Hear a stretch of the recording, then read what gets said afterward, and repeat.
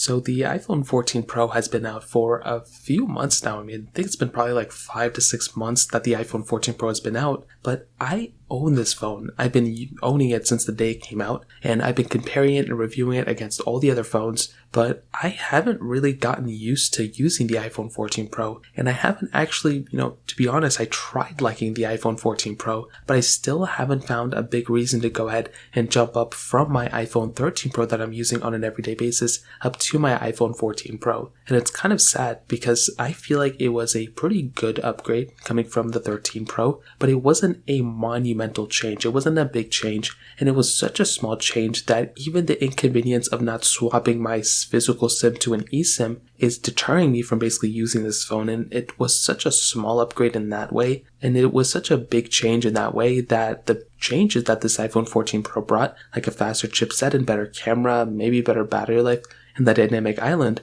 is kind of swayed away because of that SIM card situation. Now, if you're coming from an older iPhone, I think that's totally fine, but this is the first time, I think, since probably the iPhone 11 Pro came out, and since 2019, that I haven't switched over to my newest iPhone, even though I currently own it, which is crazy. Now, I think this is mostly because of the 13 Pro. I feel like the iPhone 13 Pro was such a solid iPhone. Apple did such a great job with it, and even almost 2 years into its life cycle, September it'll be 2 years, I still think this iPhone has so many legs to stand on, especially considering Apple went ahead and, gave the iPhone 14, not the 14 Pro, but the 14, the same chipset as it. And if you're okay with the notch on this iPhone, I think you're going to be perfectly fine with the 13 Pro, probably this year and probably next year and probably the year after that, and maybe even the year after that. This iPhone has a ton of room for improvements, and that is a beautiful thing. Another thing that really deterred me early on from using the 14 Pro was iOS 16. I heard so many horror stories